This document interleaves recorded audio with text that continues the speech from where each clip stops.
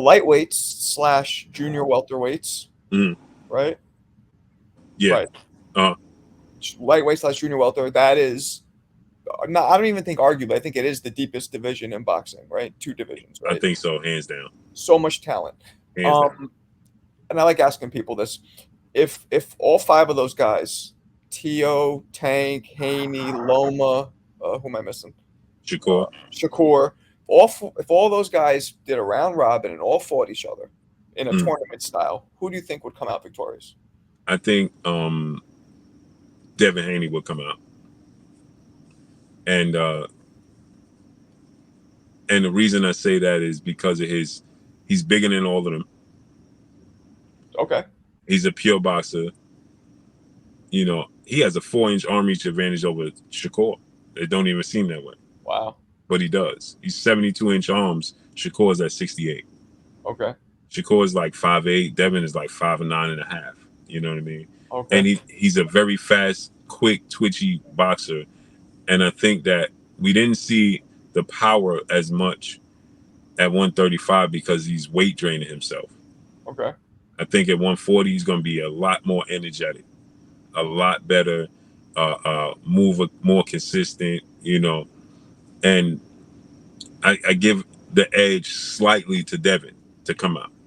Okay. Who do you have in second place? Shakur. Because I think Shakur has just as much the intangibles, the physical intangibles is what gives me the edge for Devin over Shakur. But I think Shakur is the best defensive fighter in all of boxing. It looks that way. Yeah. And we see defense can do numbers. Yeah. And if Devin can't hit Shakur consistently, and Shakur's you miss, we both know this, right, Mark? Missing zaps your energy more than landing. True. If you missing Shakur Stevenson, then he start countering you. That's a problem. True. Because he's a master counter puncher as well. Yeah. And he's a southpaw. So I think that's a problem. So I got Shakur right there. And the guy that we didn't put in that equation because we talking about 35 and 40 is Gary Anton Russell.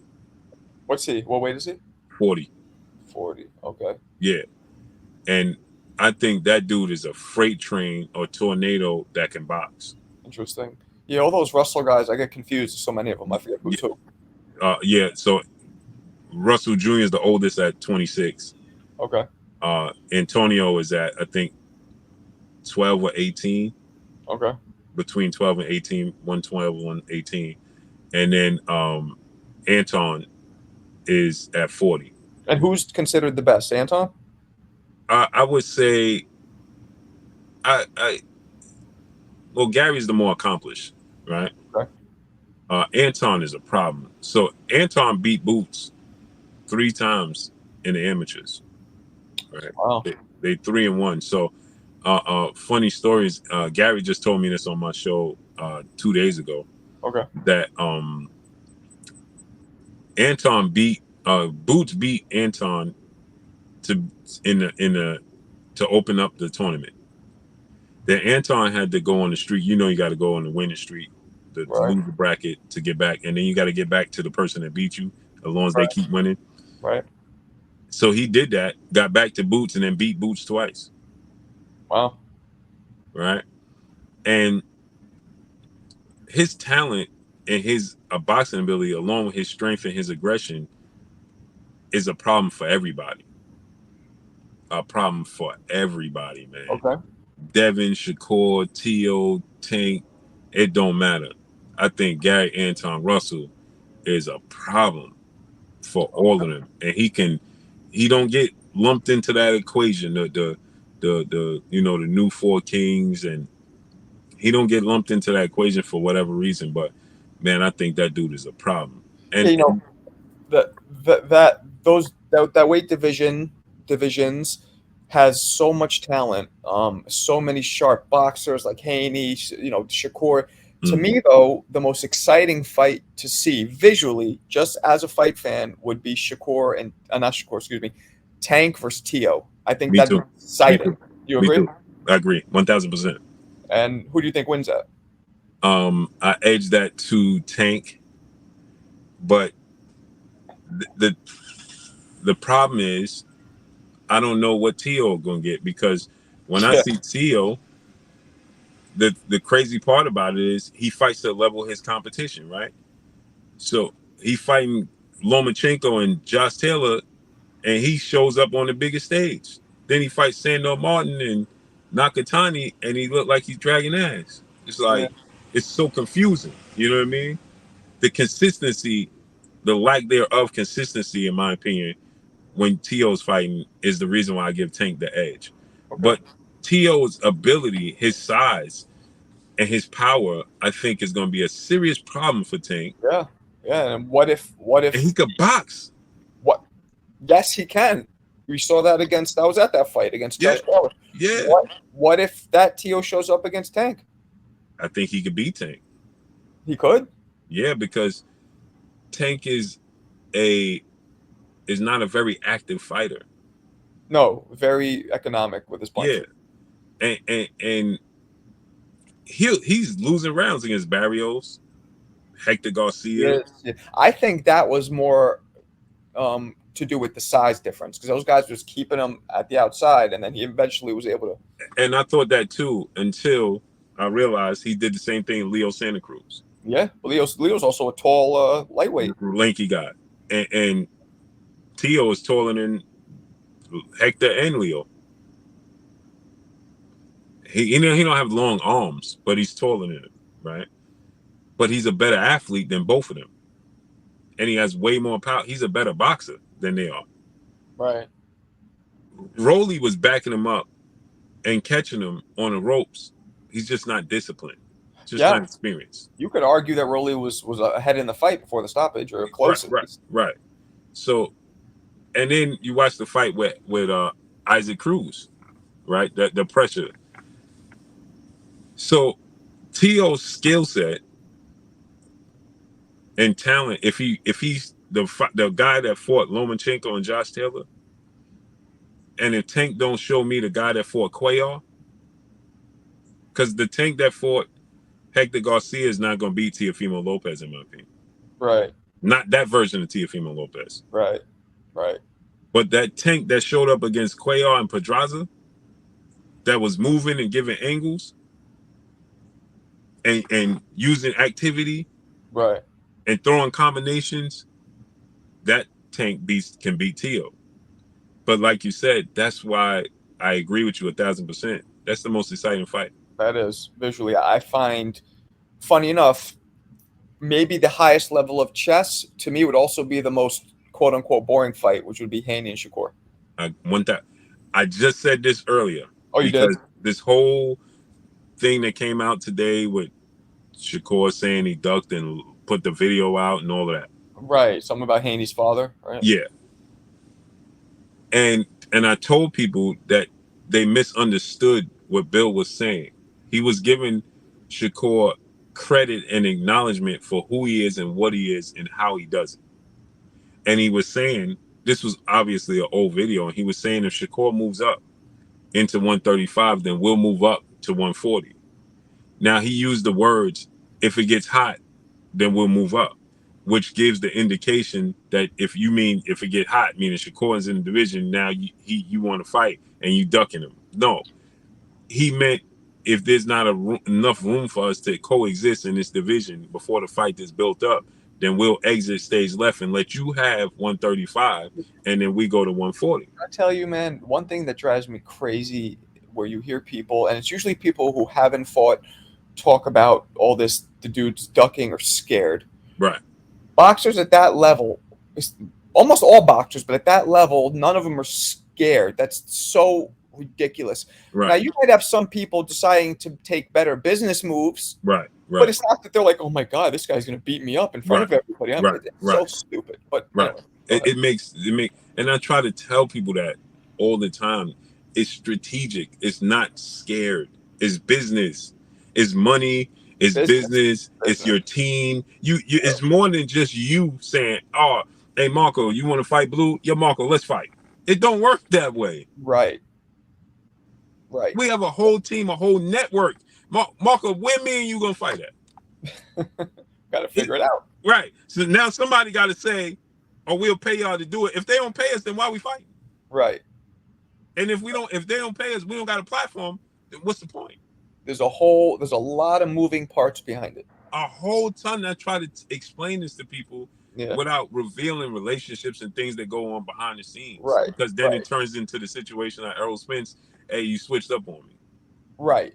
Right. Yeah. Yeah. Exactly. I mean, Yeah. that's part of the game, I guess. Right. If and this is what I was trying to explain to people with the whole Crawford and Spence situation. If Showtime don't give PBC the budget, you don't have a fight. Exactly. They have to say, okay, we'll give Steven Espinosa, okay, we'll give you, oh, you want to put this fight? Okay, we'll give you 50 million. Right. And now he take that 50 million to Al Heyman and PBC. Now you try to divvy up that 50 million budget to the fighters, but you also have to have an undercard. You also have to pay for the arena. You Right. also have to pay for the lights, Right. the teams, the security. And People don't right. understand that. It's I think the best way to liken it is in production and television, a showrunner. That's kind of what a showrunner does. They take the budget, they do everything. Right, everything out of that budget. Right. And so, when I was explaining this, to get back to what you were saying about that fight being, for me and you, again, for me and you, Shakur and Devin is exciting, right? Yeah. To somebody that just casually watch it, the names they might identify with, but when they watch the fight, they're not going to appreciate what they're watching. Right. Well, I have the ability of, like, it would probably bore me a little bit, to be honest, but I still would appreciate the level of chess. Right, because exactly, exactly, Mark. It could bore me too, but Yeah. I appreciate what I'm watching. Right. You Right. see what I'm saying? We understand what we're watching. You just want to see more action to it. Hopkins is a good example of that. Exactly. And I always say this, and I know you remember this. Remember the Ring magazine, and everybody had the Ring magazine. Everybody had the two best fighters coming up, which was Tim Bradley and Devin Alexander. Remember that? Yes. And they fought, and it was a dud. Yes. Yes. A big part of that is what I've noticed is a lack of power. So, like, when I watched Loma and Haney, within 2 rounds, I was like, okay, nobody's knocking anybody out. This is just going to be what we're watching. Right. And when there's a lack of which is why Spence and Crawford was so enticing, because everybody was like, either of these guys can knock the other guy out any given moment. Right. But with those fights, like with Haney and Shakur, if there's a stoppage of any kind, I will be shocked out of my and that's why I tell people, it's more than likely not going to even be a knockdown left, unless it's a flash knockdown. Probably not even anybody getting hurt. Right. They probably won't get hurt. First of all, they're going to you put it, and I gave this analogy. If you put a mongoose and a cobra in a tank, it's going to be exciting. If you put a mongoose and a mongoose in the tank, it's not. If you put a cobra and a cobra in there, it's not, because they're going to do a lot of posturing. Right. A lot of posturing. Right. A lot of feinting. Nobody wants to make a mistake. Yeah. I mean, yeah, absolutely. And, we got to see these fights, because now we're in an age of A side, B side bullshit, preventing fights, egos preventing fights. A lot of that going on. So do you think we're going to get to see all 5 of those dudes at some way or another square off and fight? I believe so. I think it's inevitable. I hope so. I think and the person that can start it off is Tank. Okay. Because he's had big fights. They're just not against, Rolly and Ryan, or big fights, but not against. He has the most pull, the most power. Yes. To say, I want to fight Teofimo Lopez and make it happen. Yeah. Yeah. He's even with the boundaries. Yeah. He has enough power, enough that Teofimo is going to have a hard time not pressing Bob Arum to say, make this fight happen, because the demand. And second on the list is Devin Haney, because of the way they operate and the freedom that they have. Okay. They don't really commit to any promotional company. Okay. So they got the freedom to fight over here, then I could go over here, then I could go over Right. there. Right. You see what I'm saying? Yeah. Yeah. No, I get it. Where Tank and Shakur is more, I'm with Showtime. See, Tank situation is more of a loyalty thing than it is a contractually obligation. Mm-hmm. Right? He's loyal to Showtime, PBC, but he's not contractually obligated. Right. Right. Shakur right now is contractually obligated for the next year, and Tio as well. Yeah. I mean, man, I hope you're right. I hope we do see it. I guess only time will tell. I don't really want to see Frank Martin fight Shakur, but whatever. I love that fight, and the Do reason you? I love that, yeah, you know why?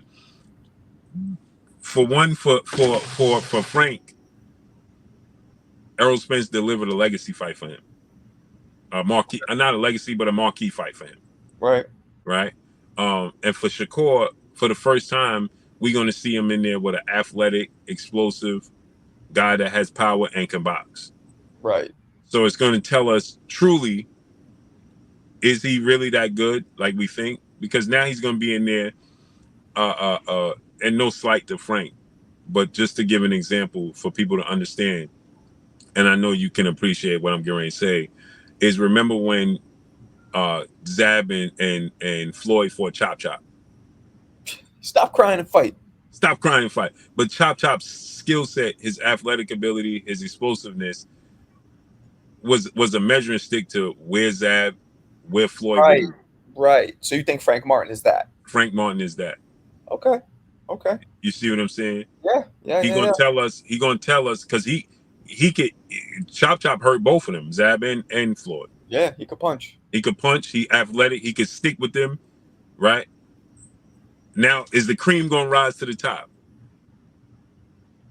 You see what I'm saying? Yeah. Yeah. Yeah. No, I do. I do. I mean, shit. We'll see. I heard Cruz is supposed to rematch Tank, which I Tank. hope is not happening. It looks like it is.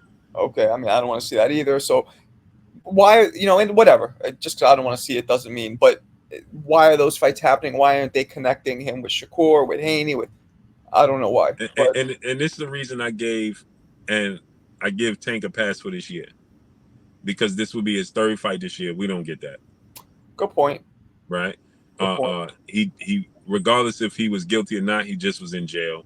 You know what I'm saying? Right. Right. All of those things you factor in. He did the biggest fight this year, arguably the biggest fight in the last 10 years, numbers wise, Numbers outside of wise, Canelo. yeah. Outside of Canelo, right? So, for him to give us a third fight this year and a solid fight against a rematch against Cruz, whether we think Cruz gonna win or not, it's a solid fight. Cruz has a chance. He got power. You know what I'm saying? I can say, okay, to close out the year for Tank, I'm cool with that. Okay. Next year, now I'm holding you accountable. I need to see you fight Shakur. I need you to fight Devin. Right. This year is done. You done fought 3 times. You had a marquee fight, crossover fight with Ryan, so on and so forth. Did big numbers. Fought Hector Garcia, was undefeated. You rematch Cruz, that's out the way. Now, from here on out, Tank, we need to see you fight nothing but marquee fights.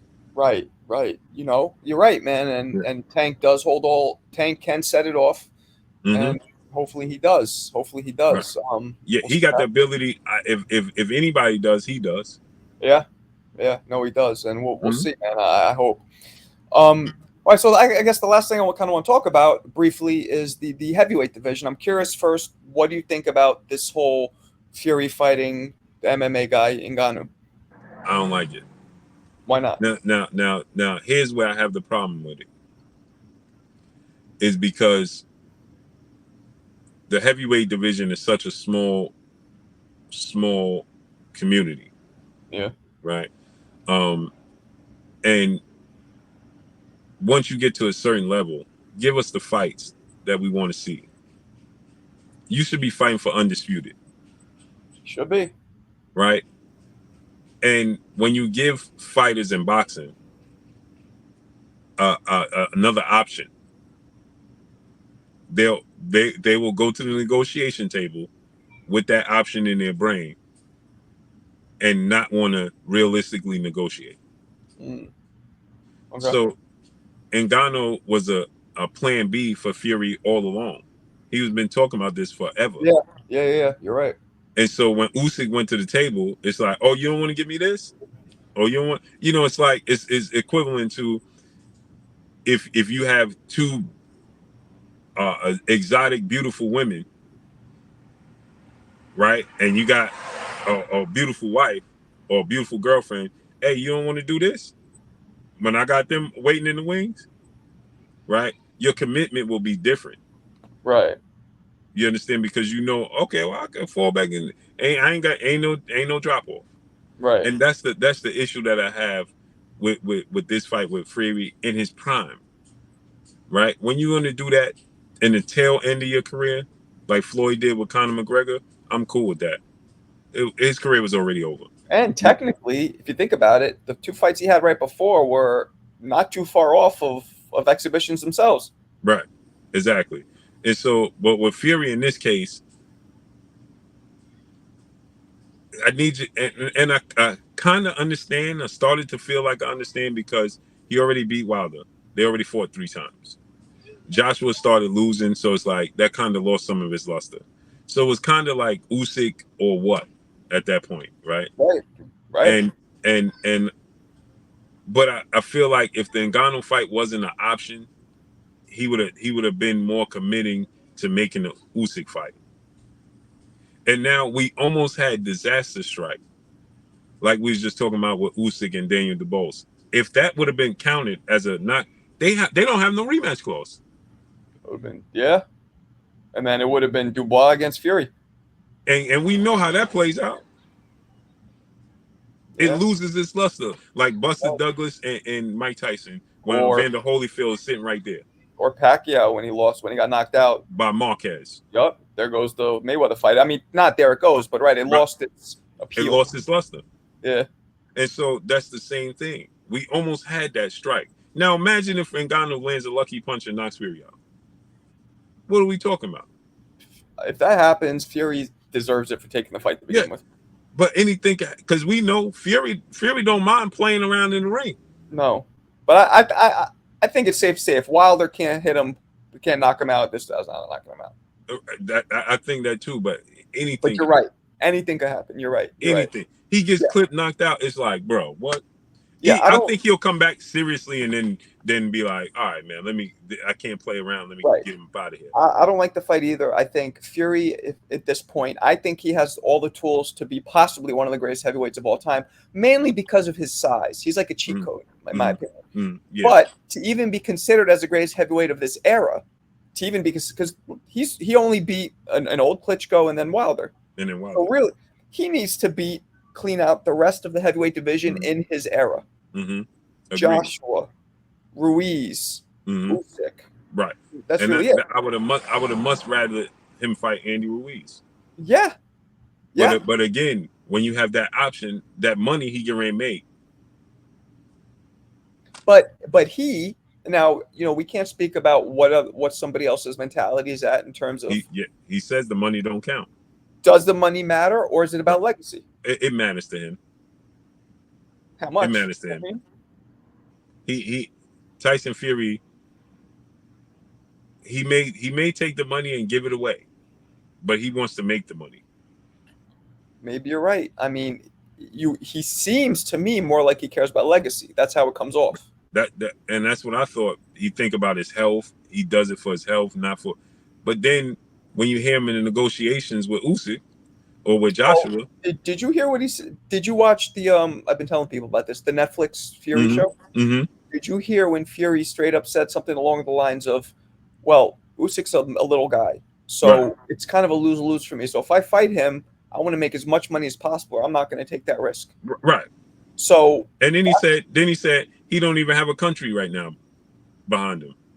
Right. Something like he don't have a country to fight or something of that magnitude.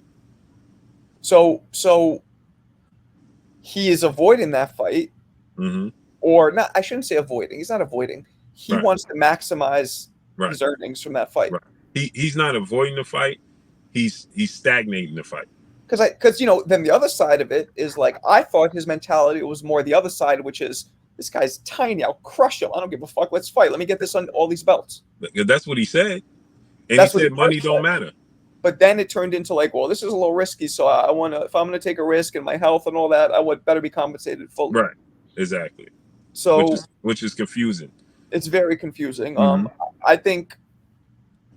Yeah, I mean, shit. Ruiz has almost no chance to beat Fury. I think Usyk's the only one with any chance, which Right. I don't think it's much of a chance. And I don't think he wins. No. I I don't think he Fury, wins. top of the pile. Yeah, man. Yeah. Well, look, man. I appreciate you talking to me. No doubt, great brother. Let's do it again. Yes, sir. Make it happen. Let's make it happen. All right, my man. Thank you. I appreciate it. you. All right, bro. Salute. Peace.